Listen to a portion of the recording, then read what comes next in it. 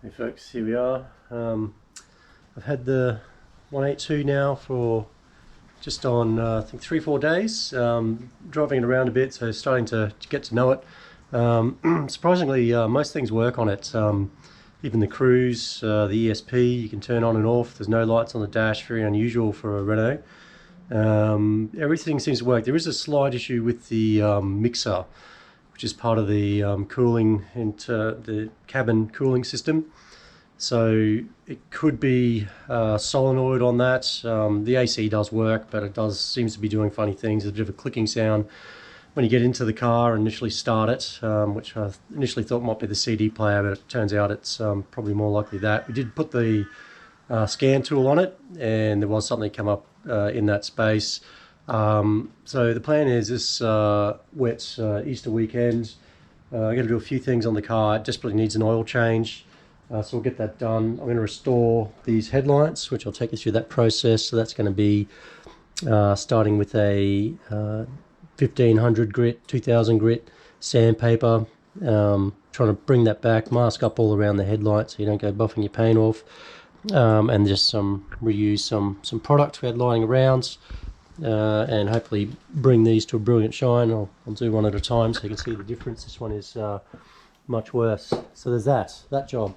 The car generally is just pretty grimy, so it does need a good clean. And hey, look, for the money that was paid, it's not a it's to be expected. But you can see here, these are silver seat belts and they're absolutely filthy. So this is going to get a recondition. I've got the wet vac out. I'll try and tidy up that front seat. Apart from that, there's some leather cleaner. I might try and bring around this wheel a bit.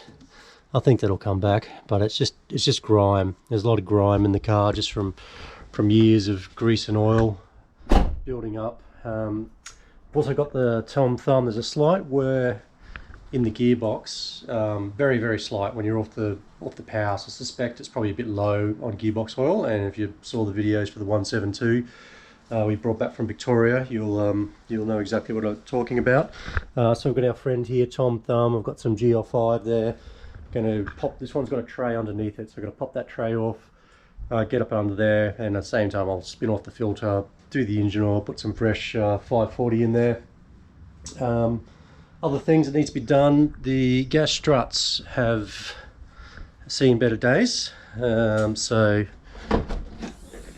I will get online and just order a new pair of those. Sometimes you can get away with just one, but you know, I'll do it right, do two. And other than that, this car's pretty good. You know, we're gonna probably do something with the stripes, get some fresh stripes on here. And you're probably wondering, well, you just had a 172, how come you got another one?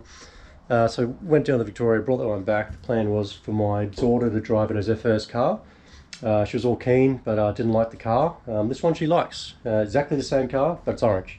So depends on how she takes to that. Teach her to drive stick. And if not, look, we'll just have a bit of fun doing it up. There's might also be that same fix if you had to do on the 172 with the external temperature sensor.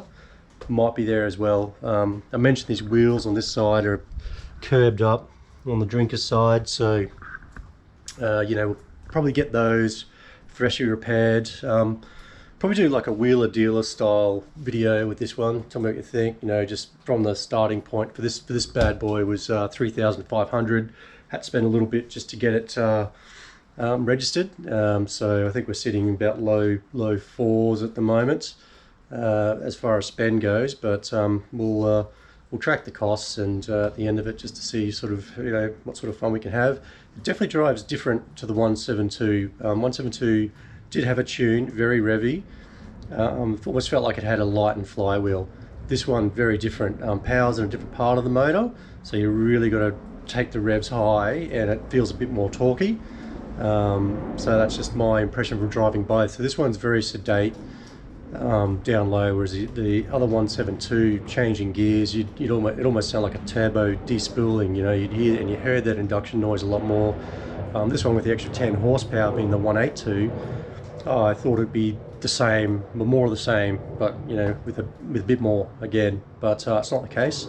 It does have the factory exhaust system on it, which is a bit of a go fast mod. The floor, as Luke's told me, on the back here is flat at the bottom, so there's no spare wheel. It is a cup edition, so it's meant to be tracked. And yeah, that's the plan for the weekend. What else have I missed? That's all I can think of. That's enough. I'll see how far I get with this list anyway. But yeah, look, chime in the comments if you want to know anything about the car. You know, plans are, or something, you know, what we should do to it. At this stage, it's going to be a buy and hold car, but it all depends on how things go. All right, thanks.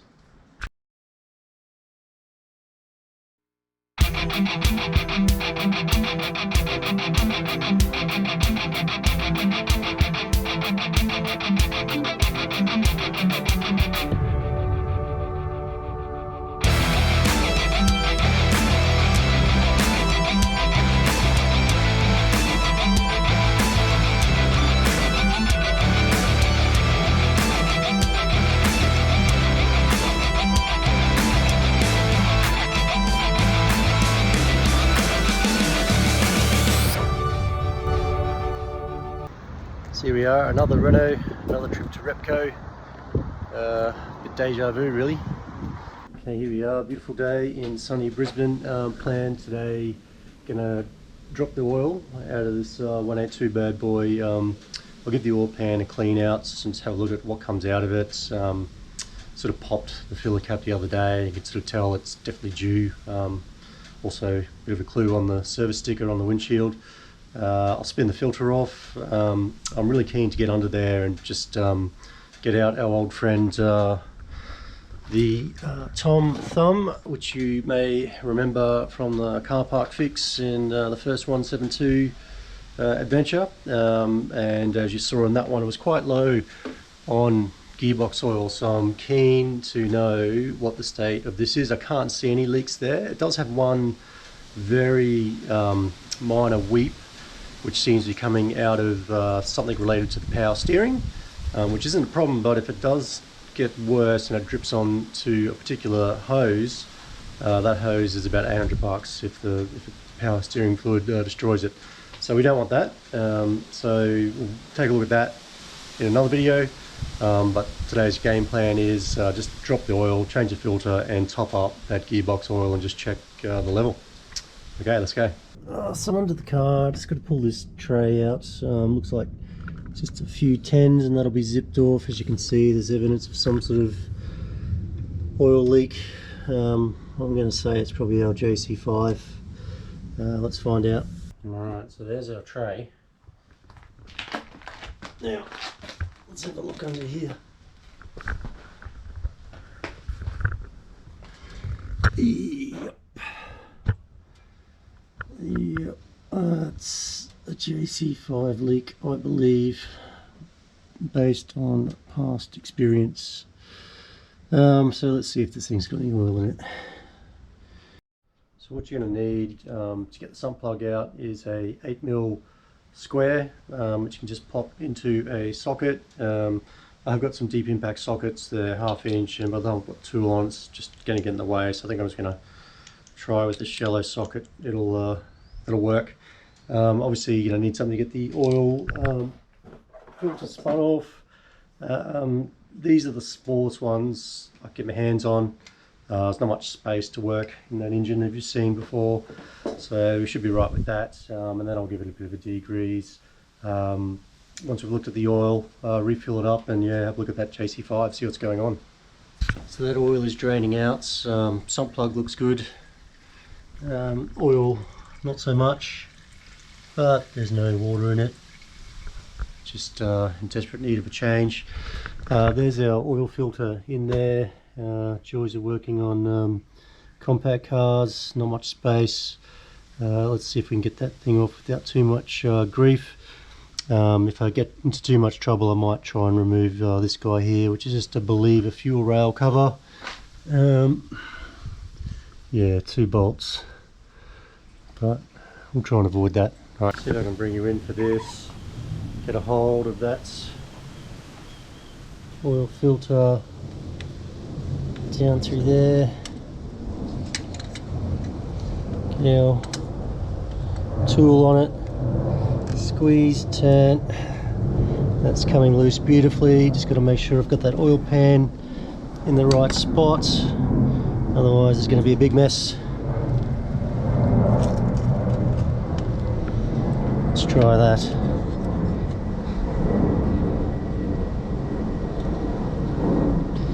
The other trick here will be trying not to drop it.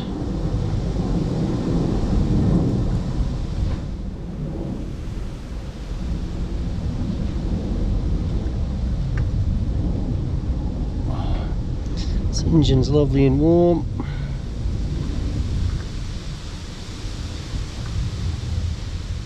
Okay, that's making a mess down there for sure.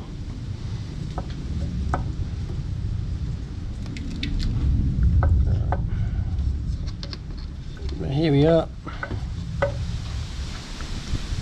Sorry, that's a 2608. Yep, any date on this? Not so much, not written on by the mechanic. Alright, donezo. But first I probably should have checked the filter I got from the parts store. Never mind. Alright. So new filter about to go on. Just a Repco special. Put some oil around that ring. Get that fitted.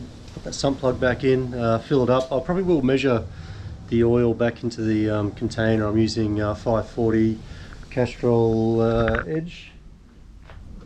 This guy here, I use the same stuff, all different viscosity in my Mustang. I do add a bit of Ceratec into that. I have got some here. I'm not going to put it in this motor because it's only a Renault. Alright, let's do it. Just a bit of a closer look at the oil here, folks. Is that 5 litres? I don't know. We'll find out. It doesn't look too bad. There's no rivers of gold in it.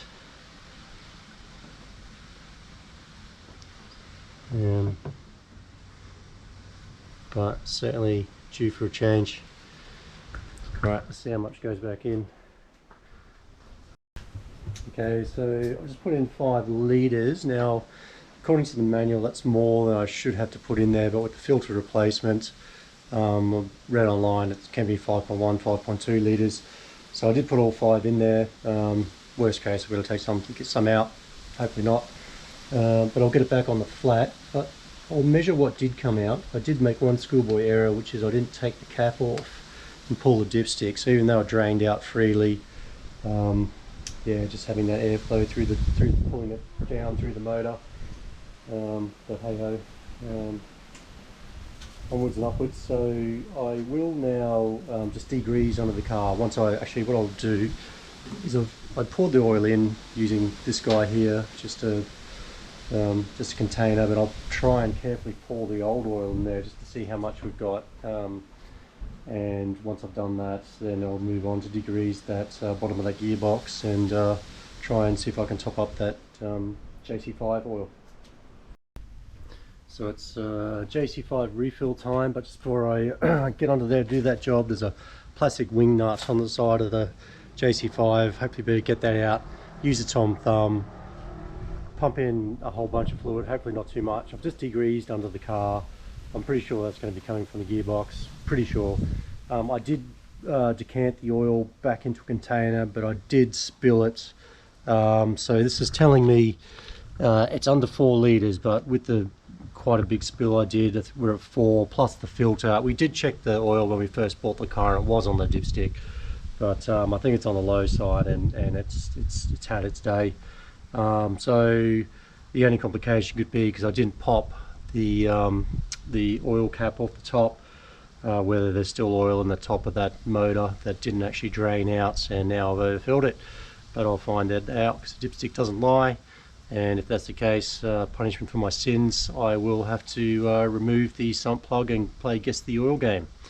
But hopefully I don't have to do that. I've also just degreased the under the oil tray that's on there. As you see, there's a hole there, so you should be able to do this job without removing that. But because I wanted to get to the JC5 to top that up, I just removed it. It's 4 bolts. It's no big deal. Yeah, let's get the Tom Thumb out. Let's put some GL5 into this gearbox and hopefully not have to put too much in. Alright, one Phillip cap out. Pretty easy. It's pretty dry. Don't know if that's indicative of how much stuff's going to go in here. Let's find out.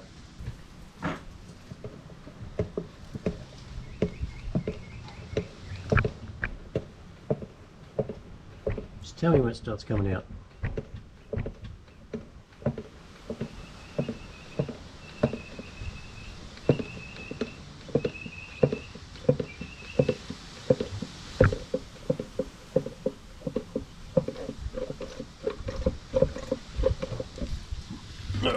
That's our first 250 mils. Alright, switching to the GL5. See how much it takes of that. So that's looking like half a litre to me. Let's see how much this takes. Okay, here we go, round 2.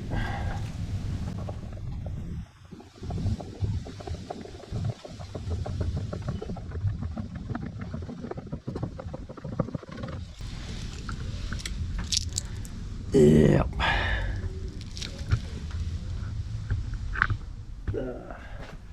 Deja vu, people.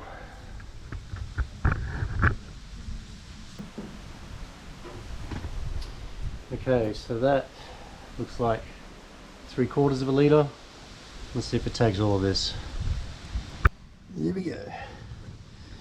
Let me know when it's coming out.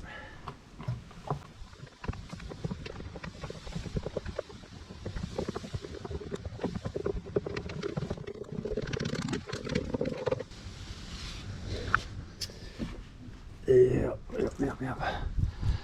Alright, so at this point I'm going back to Repco for more gearbox oil. So I think that's 1.5 litres has gone in so far. So folks, it's the second time I've encountered this. That last box was absolutely fine, mind you, but go check the oil on your JC5 box. Right, back from Repco again. This time, so this is like, it's a blend, shall we say, this gearbox oil. We've got the GL5, GL590, GL5 7585, and the good stuff, GL5 7580. But what Penrite actually recommends is this, Transgear 7580. If it's wrong, let me know. This is just, we're going to drain all the oil on it. This is just to top it up, see how it goes. It was making a slight whirring noise when you backed off. Wasn't sure. Have been told it could be the power steering pump. Apparently that makes a noise like that, but if this shuts it up, then we'll know it was just low on oil. Yep, let's see how much it takes. Fingers crossed. So another litre in the Tom Thumb.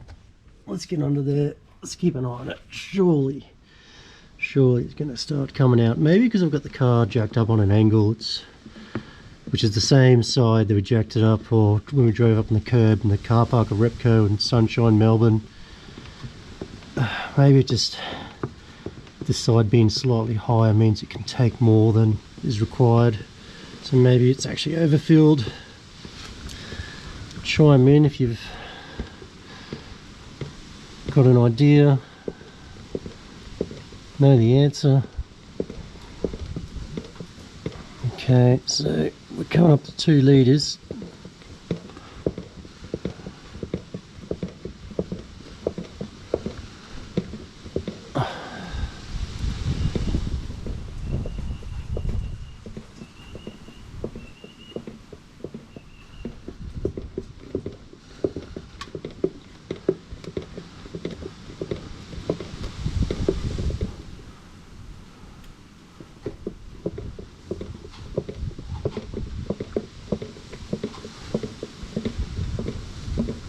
There we go.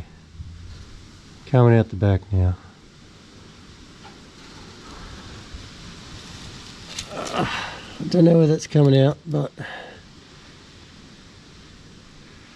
coming out. Breathe a hole.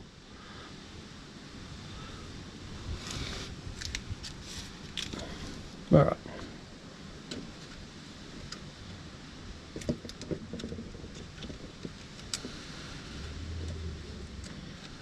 So I reckon that was just shy of 2 litres, 1.8. I think it's probably overfilled.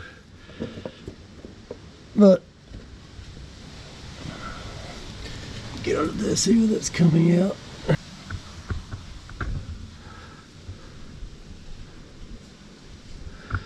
And you get the lovely smell of transmission fluid and under your hands. Right, so it's load the car back down on the ground. I'm just going to check the oil through the dipstick just to level that it's flat. Checked underneath, it's no longer dripping down in any big quantities there. Gave it a degrees. I'm going to leave the tray off it for now because I might have to jack it up again. In hindsight, probably should have replaced all the oil, drained it and filled it back up to spec level, but you know, just the reading I did do and based on previous experiences, you just fill it till it starts dripping out. But I think the car on the angle is sort of a bit of a wild card in that. Anyway.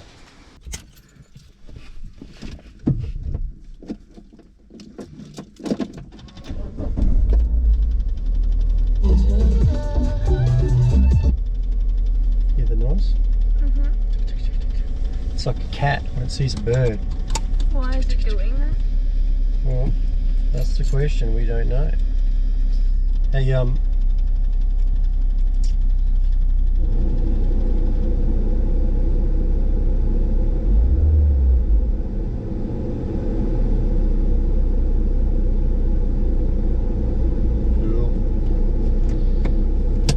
so what do you think of this car compared to, you know, the car, the blue one that Izzy didn't like? Yeah, I like this one better. Do you think, why, how is it different to the last one? Well, does this seat, like moving forward, have any problems? Can you get into the back easily? Yeah. Then it's better. Well, you could with the last one, it's just how they are. You just gotta, you know. So there is a distinct difference between the 182 driving experience and the 172. The 172, you had more induction noise. The throttle seemed a lot lighter, but there was a tune on that last one. So I don't know if that's what that delivered. This one, the power is further up the rev range, there's more torque further up. So whereas at a 172, sort of 3,000, you're starting to get into it. This car's probably 4,000 or 5,000. So just driving around town, you're not really, you know, getting up it. But I imagine on the track is where the 182 superiority shows. But yeah, so you know, very interesting. You know, this car drives so well too. Just in terms of how it handles, how it feels on the road. There's no knocks and bumps of worn suspension, which is great. And I suppose for 130,000 Ks, you wouldn't expect too many problems. But you know, it comes down to as to how it's been driven, how well it's been maintained.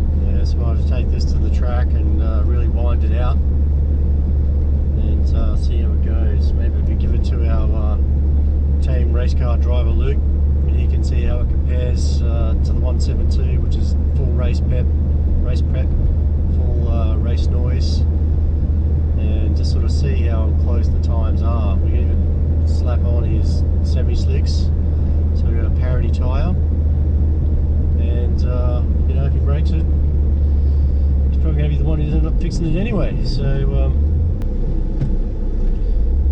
I'm very happy with this car. It's a great buy.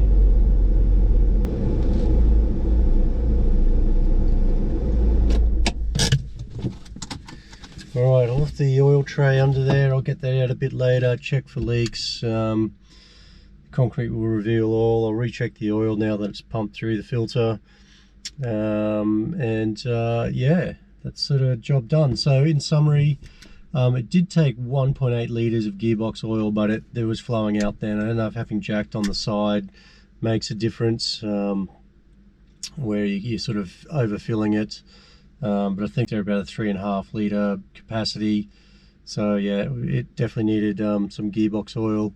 Engine oil, you saw, we took out there about 4, accounting for a bit of a spillage. It was on the bottom of the dipstick. It was when we picked it up, plus the bit in the filter there, so that probably rings true. Or it wasn't quite at the bottom, but it was not over full, let's say that.